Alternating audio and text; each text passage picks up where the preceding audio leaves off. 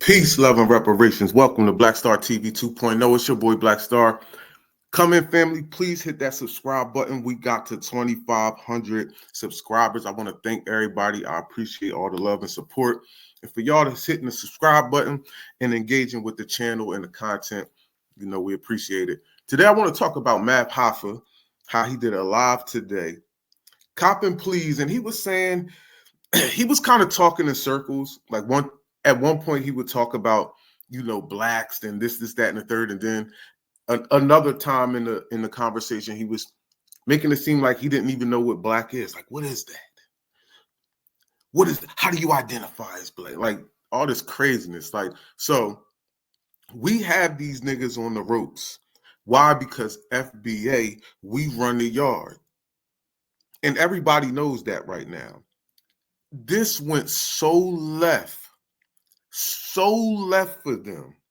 And this is how you can tell we running stuff right now. You feel me? And it should have always been like this, because if we would have been like this toward rock and roll and country, these white folks wouldn't even be acting like it's theirs. You feel what I'm saying? So at the end of the day, yeah, we about to address this, because I took some clips from his little live stream and I'm going to play those for y'all real quick. So here we go. Lived in the same conditions. We spent the same food stamps. These were my brothers, right? And maybe us being subject to the same circumstances of poverty, lifestyle, environment, made us ignorant to the differences that people are so... People are overzealous in pointing out, right?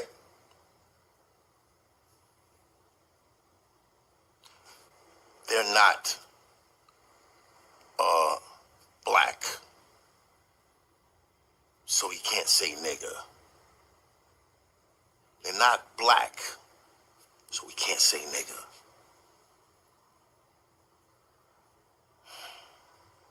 No disrespect to any of you, but growing up, Antonio was my nigga. Hector was my nigga. Victor was my nigga.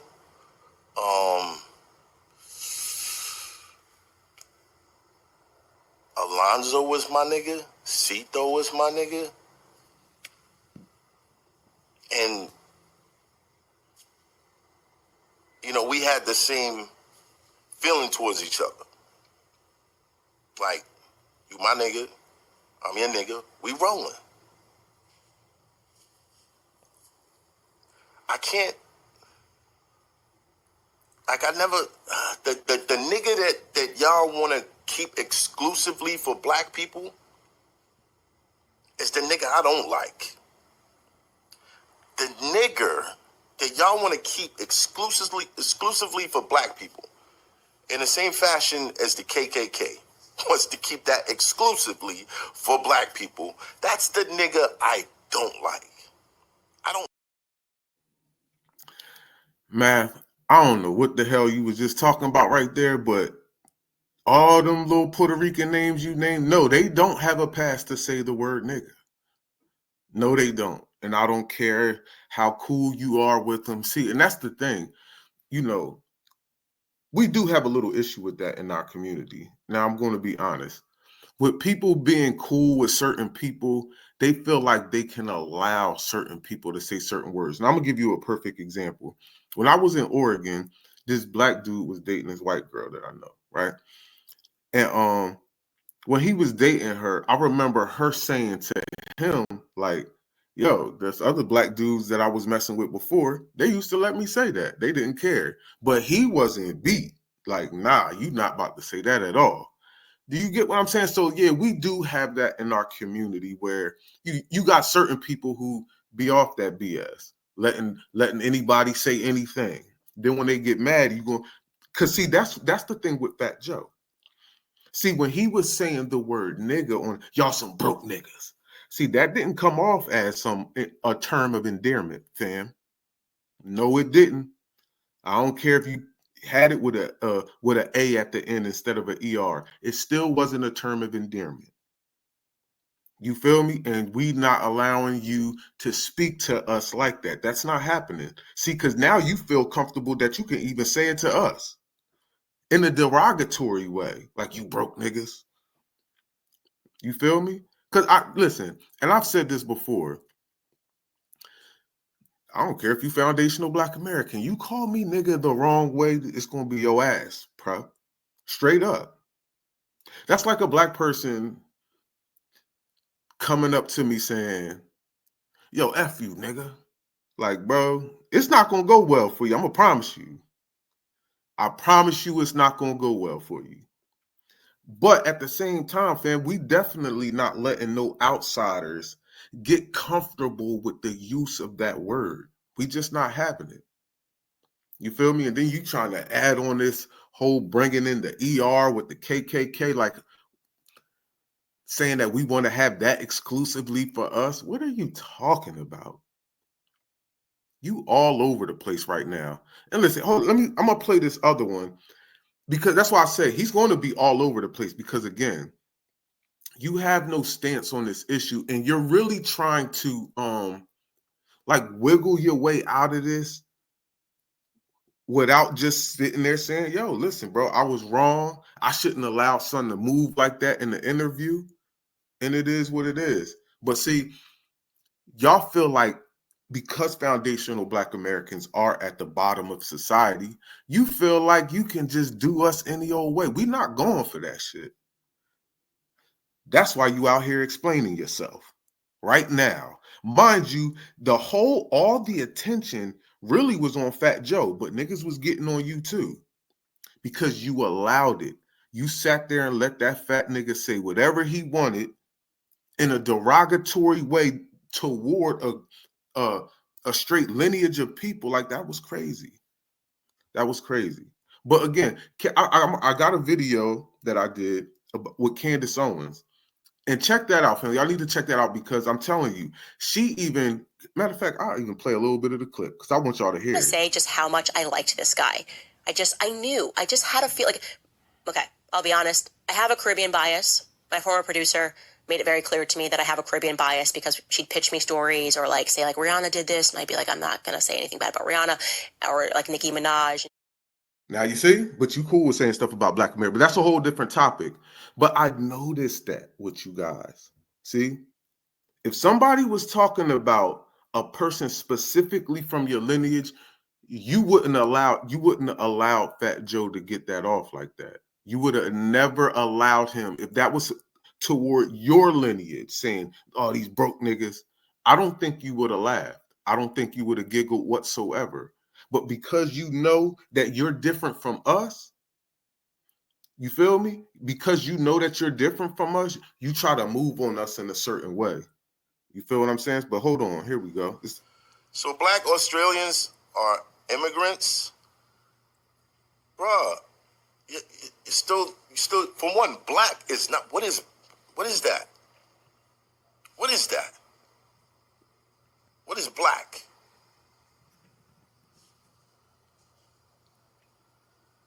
How do you identify with that? See? Nigga, you was just talking all this black stuff. Do we have words that separate Blacks and Jamaicans like a Yankee? I mean, but bro, that don't make you not Black. That don't make you not.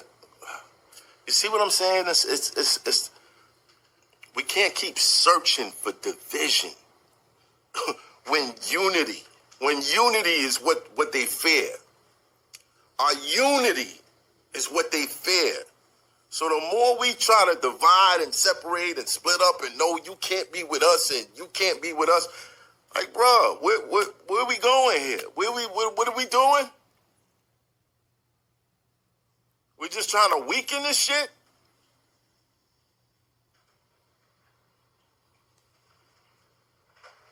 Make it make sense. Make it make sense. Like I said, I'm not trying to insult nobody. I'm not trying to upset nobody. I'm not trying to but I do not agree with the exclusion. I don't agree with it. I don't.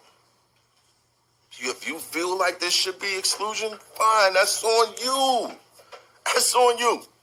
Me personally, if you watch my platform, there will be Hispanics up there, there'll be whites up there, there'll be blacks up there, there'll be all different types of the green niggas, yellow niggas, brown niggas, blue niggas, there'll be all types of shit.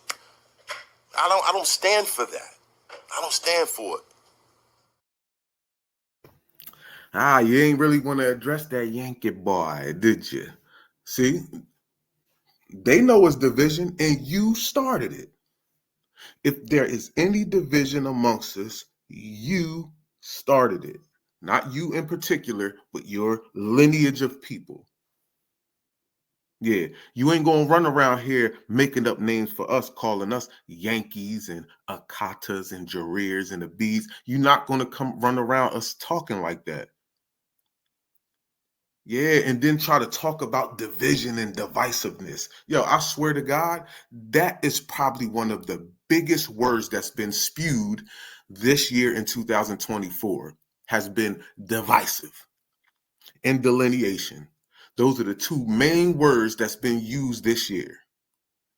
And I don't care, because y'all are trying to equate divisiveness with delineation. And you can't do it. And you're not going to put it on us. You notice how everybody's trying to just tack it all on foundational Black Americans. We're not going for it. We're not going for it. And this is exactly why we need to delineate. The simple fact that you heard Candace Owens say she has a Caribbean bias when it comes to spewing out news. So you won't do that to your own people, but you cool with running us in the dirt. See, you cool with talking about us and running us in the dirt. And y'all know that y'all different. See, you try to use that word black, and you use it as a whole group of people, like everybody on the planet who has melanin is black. And then you try to differentiate yourself within the blackness whenever you feel like it, when it's convenient for you. Do you see what I'm saying? We're tired of that shit. Like, we're all black. No. I'm Nigerian and Ghanaian and nah, fam. No, we're not doing that shit. Y'all, because y'all are the only ones who do that. And you do it when you feel like it for your own benefit. And foundational Black Americans is like, nah. The way we can stop that is by delineating. So look, that's why you take a person like Candace Owens who can say something like this. One thing I always say, Tucker, is that the left can pull a racist narrative from thin air where it doesn't exist, but when it actually is in their face, they try to avoid it at all costs, especially when the perpetrator is a Black person against another white person, which obviously happens more often in this country, given the fact that Black Americans are the most murderous group in America by rate. See, but you have a bias when talking negative about Caribbeans. No, we not going for that shit. You're not going to bring your little stinking black ass over here from the Caribbean and then think you're going to fucking be biased towards your people while running our people in the dirt and trying to talk about every little ill we have in our community. You out your goddamn mind, bitch. Real talk. You out your mind, bro. Y'all lucky I don't be running into some of y'all. I swear to God, bro. It'll be all the way up. I can't run into a coon because I'm going to check your fucking ass talking that crazy shit. Take your ass back to Jamaica, bitch, with all that goofy shit. You feel me? Y'all got some nerve out here, dog. That's why foundational Black Americans is like, yo, we done. We done. If you not a foundational Black American lineage, you do not speak for us. No, you don't. And I promise you, even if you are foundational Black American lineage, nigga, if you don't got no track record of speaking for the people and exactly what the people want, nigga, you ain't speaking for us either, because we do got some coons out here too. But at the end of the day, man, we not going for that. Not all that old, you a half breed and a mix. Nah, we not doing that. You still part of the lineage. If your dad is foundational Black American and your mom is white or whatever, you still foundational Black American. If your mom is Black and your dad is white, you feel me? You still foundational Black American if you can trace that back to the to the slave quarters. You feel me? But you're not going to be a spokesperson either, because you got dual allegiance. You're not going to be a spokesperson for the group because you got dual allegiance. But at the end of the day, yes, you still are foundational Black American. You know what I mean? And again, that don't mean just because you can't speak for us that we don't rock with you. Don't mean you don't got anything good to say either. But we gotta change this dynamic. And I know that this is the wave and this is the move because it's making such an uproar to everybody. The simple fact that we want to say, yo, you know what? We feel like we're different Blacks than you guys are. Which you already knew that from the start, right? You already knew it from the start that we were different from you. But now that we're acknowledging it and saying, yo, we're gonna do our thing over here. Yo, and it's so funny. Watch this, family. It was a comment in the Lord Jamar comments, and I want to read it. Lord Jamar did y'all should check that out too. It's on Art of Dialogue. They just put the video up too. It's getting crazy views. But it's only been up for an hour, and I think it got like 20,000 views already. So watch this.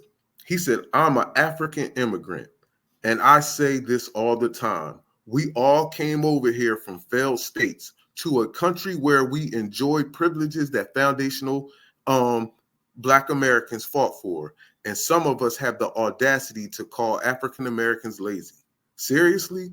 That's funny to me, considering we couldn't fix our own countries and sought greener pastures here in America. The least we could do is respect those who fought for what some of us enjoy in this country. And that's a fact. That's all we looking for. Is respect, fam. That's all we looking for, stuff like that. Because y'all did come over here from a failed state or you wouldn't be here. I say it all the time. Ain't no person on this planet leaving Beverly Hills, living in Beverly Hills is going to want to move back to Baltimore City. Nope. You ain't ever gonna make me believe it. So you know our country is better than yours, and that's why you brung your ass over here. It ain't because our country was worse. I don't care how much money you got. You could be an Indian, you could be an Asian with millions of dollars. You left over there to come here because you knew it was better. Whether you got a lot of money or you got $0, you left where you were because you knew it was better here. And y'all gonna respect us, man. You're gonna put some respect on our name, yo. 2025, man, listen. It's up. It's up. Family, peace, love, and reparations. Please hit that like button, hit that subscribe button if you're not subscribed. I appreciate y'all. Listen, man. We trying to get to 3,000 before the new year. You heard? We done hit 2,500. Let's get to 3,000. Peace, love, and rep. We out of here, family. Y'all do y'all thing. Peace. Is not a nicety. It's not something nice to have for Black folk. It is now an absolute necessity. If you do not get reparations soon, Black folk, as I told you before, are through. Reparation is not a nicety, it's a necessity. What are the conditions? What are the conditions that precipitated Black folk getting into this dilemma? And what Black labor, white wealth did, it tracked 800 years of history in very systematic terms to show you every strategy, every technique, every law, every public custom, and every public policy that was used to enslave Black folk around the world and to maldistribute almost 100% of all this nation's wealth, power, resource, privileges, businesses, and controls of all levels of government into the hands of the dominant white society. And what slavery and Jim Crow segregation did with black folk, it intentionally maldistributed all the resources away from black folk and created a real-life monopoly game. Black folk in America are playing in a real-life monopoly game that you're totally ill-prepared to play and win.